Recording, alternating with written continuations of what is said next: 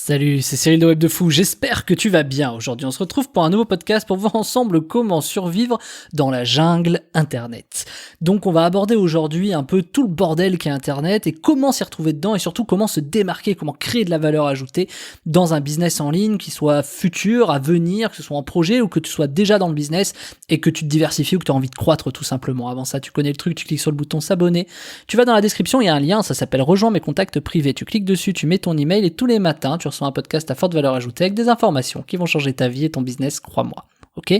Avant de continuer ce podcast, il faut que tu saches qu'il y a un groupe Telegram dans la description. Ça s'appelle le groupe Telegram. Tu cliques dessus, on est quelques centaines, c'est un logiciel Telegram, tu vas voir qui est vraiment top, où tu peux, tout simplement, t'as juste à ouvrir, c'est en 3 étapes, hein. Tu cliques sur le lien Telegram, le groupe Telegram, tu cliques dessus, tu mets ouvrir, ça télécharge l'appli, tu mets ton numéro de téléphone et c'est hyper facile. Ensuite, tu arrives sur le groupe, bienvenue, et là, tu vas recevoir énormément d'informations. Je partage des vidéos, je partage des podcasts, je partage des textes, je te partage ma R&D sur mes business, je te partage ma vie à Dubaï, je te partage plein de choses. Et l'avantage de ce truc, c'est qu'en plus, tu peux remonter, tu peux redéfiler jusqu'au tout début quand j'ai créé le programme. Donc, tu peux vraiment rien louper, quoi. Donc, en fait, il y a vraiment tout pour toi. Je t'invite vraiment à y aller. Tu cliques dessus, c'est rejoins le canal Telegram et je t'attends de l'autre côté. Allez, on y va pour le podcast.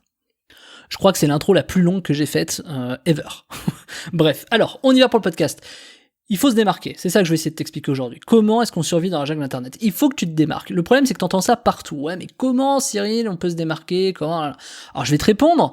Il faut un produit à valeur ajoutée. Il faut créer de la valeur. Alors là, super, ça m'aide pas trop, etc. Cyril, concrètement, on fait comment pour créer de la valeur ? Pour créer de la valeur, il faut que tu crées des produits, je vais te répondre après, mais c'est pas le tout de créer de la valeur. Il faut aussi communiquer pour que les gens voient que tu as créé de la valeur, tu vois. Alors, en gros, il faut faire de la pub. Ouais, ok, ouais, mais Cyril, mais comment ? Écoute, faut faire de la pub, donc il faut que t'animes tes prospects, tes futures personnes. Ah ouais, mais comment, tu vois ? T'entends aussi, ouais, il faut du branding, de l'image, tu vois, il faut que tu crées une image et que tu t'y tiennes, etc. Oui, mais comment, tu vois ? Enfin, toutes ces questions que tu te poses, très certainement, je vais te dire un truc, ces questions, elles t'amènent à rien, tu vois. Il y a tellement de personnes qui perdent leur temps avec ce que je viens de te dire. Moi, j'ai eu quelqu'un récemment qui m'a dit, écoute, ça fait longtemps que j'essaie, ça fait des mois que je suis sur mon projet, je me forme depuis, je crois que c'était 10 ans ou 8 ans, je sais plus, j'ai plus le truc en tête, mais franchement, ça fait au moins 8 ou 10 ans qu'il se formait, et il me disait, écoute, j'ai acheté plein de formations, j'ai machin, etc., mais en fait, j'ai toujours rien lancé. Ok, là moi je bug, tu vois, je bug, je dis mais vraiment je bug, tu vois, je fais ça, vraiment dans ma tête ça sert, tu vois, j'ai plus d'air qui passe, je comprends plus, j'arrive plus à penser, tu vois, parce que le mec je me dis en 8 ans, il a toujours rien lancé, il y a quand même un problème, tu vois, enfin je sais pas, mais qu'est-ce qui se passe en fait dans ta vie pour que pendant 8 ans tu puisses pas, alors c'est pas du tout péjoratif, parce que la personne a forcément des bonnes raisons, tu vois, tout le monde a des bonnes excuses, hein, des bons prétextes, des bonnes raisons, c'est vraiment pas le problème, et le truc c'est que bon, tu peux avoir toutes les excuses du monde, toutes les raisons du monde, ça fait 8 ans que t'as rien lancé, merde. Donc à un moment donné, je dis merde pour éviter que la vidéo soit monétisée, hein. Merde, voilà, bref, c'est pour YouTube, mais passons. Donc du coup, ce que je vais t'expliquer là-dedans, c'est que ouais, il y a toujours rien de lancé, quoi. Donc au bout de 8 ans, tu te retrouves vraiment emmerdé, tu vois. Donc c'est quoi, enfin je sais pas, c'est quoi le truc qui va faire que tu vas te lancer au bout de 8 ans, tu vois. Enfin, je veux dire, si au bout de 8 ans tu t'es pas lancé, c'est quoi qui va faire que tu vas te lancer demain ou dans la semaine, tu vois. Je sais pas, il y a des gens, tu vois, moi par exemple, je crée un podcast par jour, je crée une formation par semaine. Alors on dira peut-être que pour moi c'est facile ou je sais pas quoi comme connerie, on trouvera toujours des excuses, mais en attendant, ça fait 8 ans, t'as rien fait, donc qu'est-ce qui va faire que tu vas te lancer demain ? Et finalement, je trouve que c'est des très bons sujets, parce que au bout de 8 ans, le truc qu'il faut comprendre, c'est que t'as forcément des blocages en fait quelque part. Et ces blocages, faut les faire péter. Et là où c'est hyper intéressant, c'est de te dire, ok, bon j'ai peut-être des blocages, ça fait vraiment 8 ans, il y a quand même 8 ans, tu vois, donc il faut quand même que je fasse quelque chose, il y a forcément un problème quelque part, il faut que j'arrive à résoudre ce problème. Et donc finalement, c'est plus facile que 6 mois par exemple, parce qu'au bout de 6 mois, tu te dis, oui mais bon, je vais pas tarder à lancer parce que là, il faut que je machin, tu sais, t'as encore la tête dans les projets. Alors qu'au bout de 8 ans, tu te dis, bon, t'es plus trop dans la tête dans les projets, t'es dans le oui mais, tu vois, ça va pas être pareil. Et donc du coup, t'as vraiment des techniques pour ça, pour éviter d'avoir ces problèmes-là, mais ça répond pas fondamentalement à la question de comment survivre dans la jungle Internet. Et ça je vais te dire, c'est un peu le tri naturel, c'est pour ça que j'ai mis jungle Internet, tu vois. Il y a des gens comme ça qui restent toujours à l'écart, qui essaient pas vraiment en fait, qui croient qu'ils essaient, mais ils essaient pas. Ça fait 8 ans, dans 5 ans, ça fera 13 ans, j'ai bien compté, ouais. Dans 5 ans, ça fera 13 ans, et voilà, il sera toujours pareil. Ces gens-là, quelque part, c'est pas des grosses menaces, tu vois, c'est pas des gros... Quand je dis menaces, c'est que toi, à côté, tu vois, tu vas pas attendre 8 ans, peut-être. À l'inverse, il y en a, en une semaine, ils lancent des trucs de malade, tu vois, allez, go, bingo, allez, on y va, quoi. Enfin, c'était banco que je voulais dire, mais allez, on y va, fonce, bah ouais, ok, et une semaine après, ils commencent à faire de la thune, alors qu'il y en a, ça fait 8 ans, ils y arrivent pas. Donc, ce que je veux t'expliquer là-dedans, te montrer, c'est que pour survivre dans la jungle Internet, une des clés principales, c'est être agile, s'adapter, être pragmatique, avoir du bon sens. Ça, et surtout, je vais rajouter quand même, et de la bienveillance. Ça, quand t'as tout ça, tu y arrives. Être agile, ça veut dire quoi ? On va détailler. Être agile, c'est... par exemple, savoir un peu switcher, savoir un peu changer entre, par exemple, passer du dropshipping à l'emailing, de l'emailing au machin. Et ça peut être problématique parce que savoir être agile, c'est savoir, tu sais, toujours être sur un fil. C'est-à-dire, ok, tu sais que ça tient à pas grand-chose. Ok, le dropshipping, ma pub, elle est pas super rentable, mais elle est rentable. Mais en fait, voilà, faut être agile. Ok, à tout moment, tu peux couper ta pub, tu peux la redémarrer. T'es pas en découvert bancaire. Tu sais que t'as de quoi te retourner. Voilà, t'as tout ton truc préparé de manière pertinente. Tu es agile. Ensuite, s'adapter. S'adapter, c'est quand, par exemple, tu fais ta pub et que Facebook te bloque. Ok, là t'es emmerdé. Combien de personnes depuis cette année je vois qui me disent, moi ça me rend fou. Combien de personnes disent, ok, là je comptais vraiment sur Facebook, je fais que de la pub Facebook et je me suis fait tout fermer. Ça, souvent dans le dropshipping d'ailleurs, je suis emmerdé. Je suis emmerdé parce que là, Cyril, au secours, je sais pas quoi faire, j'ai le compte bloqué. Et puis tous ces mecs te disent toujours la même chose. Oui, mais en fait, j'ai essayé de créer un autre business manager parce qu'on m'a dit, j'ai entendu que, et puis il y a ça qui, et je croyais, et machin. Et ils ont tous, tu vois, ils ont cherché tous sur Google le même truc, et sur YouTube sur le même truc, ils sont tombés sur les 3-4 grosses têtes d'affiches qui racontent toujours la même connerie, et du coup, les mecs sont convaincus qu'ils ont raison. Et ils ont toujours un ami qui leur a dit que, et ça, c'est toujours assez rigolo. Donc du coup, fatalement, ces gens-là, ils se retrouvent emmerdés parce qu'il y a plus de Facebook, tu vois. Donc du jour au lendemain, voilà. Et c'est là où il faut savoir s'adapter. Ok, tu fais quoi ? Ouais, mais j'ai essayé. Je vais te dire un truc qu'on m'a dit. Je reprocherai pas à cette personne d'ailleurs qui m'écoute peut-être. Mais cette personne essayait de vendre et s'est fait bloquer son compte Facebook. C'est un produit de dropshipping. Et il m'a dit, j'ai essayé sur TikTok, mais ça a pas super bien marché. Et je lui dis, ok. Enfin, il me dit même, c'est nul, ça a pas marché sur TikTok.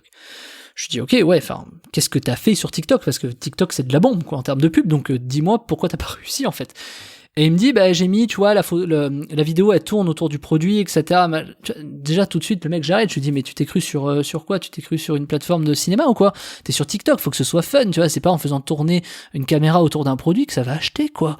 Donc, tu vois, en plus de ça, les gens font un peu de la merde. C'est-à-dire qu'ils oublient qu'il y a des codes par plateforme, par réseaux sociaux, tu vois, le code sur YouTube, c'est pas le même que sur Apple Podcast. Le code sur Apple Podcast, c'est pas le même que sur, je sais pas, sur TikTok, tu vois, typiquement. Donc, du coup, il faut réussir à imaginer quand tu es sur des sujets, ce que tu peux faire par rapport à ce sujet. Donc, s'adapter. Il faut toujours s'adapter. Il faut pas croire que, par exemple, ta page que tu fais en visant sur Google, elle marchera de la même façon que par email, que par Facebook. Je l'ai déjà dit plusieurs fois dans mes podcasts. Tu le sais, c'est pas ça, ça va pas. Donc, il faut t'adapter constamment. Quand t'as des problèmes, adapte-toi. Et si c'est créer des nouveaux codes ou apprendre de nouveaux codes sur d'autres plateformes, ça peut être le cas. Mais là, je prends cet exemple de fermeture de compte. Mais l'adaptation, il y en a plein. Tu peux avoir un découvert bancaire. Tu peux, par exemple, t'as 3 personnes en moins dans ta société. Je sais pas, t'as peut-être 10 salariés, t'en as 3 en moins. T'as 30% de la ressource en moins. Faut t'adapter. Qu'est-ce qu'on fait ? On va pressuriser forcément un peu les autres. On n'a pas le choix, sinon on est mort. Il faut qu'on recrute en attendant. Chacun doit être à son poste, efficace, etc. Faut savoir s'adapter. Et voilà. Et ensuite, le pragmatisme. Ah, le pragmatisme. Alors celui-là, je crois que c'est le plus dur. Tu sais quoi, je vais lier pragmatisme et bon sens. Je crois que c'est les deux choses les plus compliquées qui sont très difficilement délégables, qui vraiment sont très compliquées à apprendre. Ça, c'est un truc qu'on devrait apprendre à l'école, tu vois, le pragmatisme et le bon sens, parce que c'est vraiment très très difficile. On apprend à écouter les gens, on apprend à respecter, on apprend à plein de trucs, mais on n'apprend pas le pragmatisme et le bon sens, parce que je pense que si on apprenait le pragmatisme à l'école, on en verrait tout chier, tu vois, franchement. Mais bon, passons. Alors, le pragmatisme et le bon sens, c'est quoi ? Le pragmatisme, c'est quand t'as une décision logique, dénuée, entre guillemets, de toute émotion. C'est pas forcément ça, mais c'est quand t'arrives à mettre tes émotions de côté et que tu choisis entre A et B, et où A entre guillemets, te permet de servir l'intérêt de l'objectif que tu as choisi. C'est-à-dire, il n'est pas forcément financier, il peut être par exemple en termes de recrutement, je vais continuer là-dessus. Le pragmatisme, c'est t'as un mec, regarde bien, t'as un mec qui a des grosses compétences sur le papier, qui a l'air très bien, t'as fait l'entretien, c'est très bien, et t'en as un qui est sur le papier vraiment pas bien, mais avec qui t'as eu un super feeling, qui a toujours réussi dans ce qu'il a fait, etc. Mais là, il est nouveau dans le web et tu sais pas. Et donc, entre les deux, le pragmatisme, là, t'as deux pragmatismes différents. T'as celui qui dit, prends celui qui a le plus de compétences, avec qui tu t'es bien entendu, comme ça ira, ok. Et t'as le pragmatisme, c'est celui-là, c'est le mien, qui dit, ok, lui, il connaît rien. Ça, c'est un énorme point fort, parce que du coup, je vais pouvoir le modeler comme je veux. Et du coup, vu qu'il a toujours réussi dans tout ce qu'il a fait, si j'arrive à bien le mener, il va tout exploser. Beaucoup plus que celui qui est compétent. Parce que celui qui est compétent, il risque d'avoir un peu trop d'a priori ou d'acquis sur son sujet. Il y a des choses qu'il remettra pas en question. Alors que celui qui connaît rien, il arrivera un peu vierge de tout, et du coup, il se posera les bonnes questions. Et donc, du coup, tu vois, le pragmatisme, il est là. Tu vois bien que ça peut servir deux intérêts différents. Et c'est là où c'est très important, puisque moi, dans mon cas, celui que je préfère, c'est forcément celui qui est plus axé sur l'humain. Et le bon sens vient aussi de là, c'est de dire, ok, le bon sens voudrait, quand tu analyses bien la chose, que la personne qui est le moins compétent est forcément celle qui va se donner le plus, en fait. En tout cas, de manière très théorique, parce que, évidemment, t'as le droit de te planter, c'est jamais 100% vrai. Et le problème du pragmatisme et du bon sens, le vrai problème, c'est qu'il est très subjectif. C'est-à-dire que du coup, il correspond vraiment à qui tu es. Tu vois, moi, par exemple, j'analyse comme ça, mais toi, t'as peut-être analysé ce que je t'ai dit juste il y a une minute différemment. Et donc là, le bon sens est très, très délicat. Et puis la bienveillance, c'est ça, c'est qu'en fait, peu importe le choix que tu vas faire sur ce recrutement-là, à la fin, tu vas pas privilégier quelqu'un, tu vas pas défoncer celui que tu voulais pas prendre. Tu sais, c'est un peu comme ces trucs où tu dis, ah, vas-y, je le fais, mais je vais regretter. Et forcément, tu vas le regretter. Déjà, tu te le dis. Forcément, tu vas regretter. Donc, du coup, reste bienveillant. On va pas défoncer le mec, ou tu vois, ce que je veux dire. Bon, c'est peut-être pas un très très bon exemple, mais ce que je veux t'expliquer là-dedans, c'est que la bienveillance, c'est que même quand t'as des choix de merde, même quand des fois tu dois choisir entre tuer ou empoisonner, tu vois, pour la faire simple, à un moment donné, la bienveillance, c'est de le faire avec empathie, voilà, de la personne. Je le dis parce que des fois, ça c'est terrible quand t'es patron ou que tu dois licencier des gens ou autre.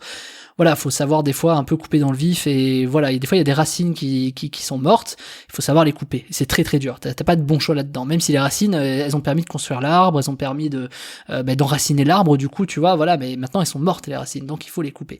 Et ça c'est très très dur, c'est des passages qui sont vraiment très très compliqués, mais voilà, la bienveillance est de mise, tu vois, c'est là où c'est très important d'être très très bienveillant. Donc du coup, voilà, pour moi c'est vraiment ces clés-là, je te les rappelle, je les ai notées, t'as vu, c'est être agile, s'adapter, pragmatisme, bon sens et bienveillance. C'est les 5 points pour moi qui sont les plus importants si tu veux survivre dans la jungle internet.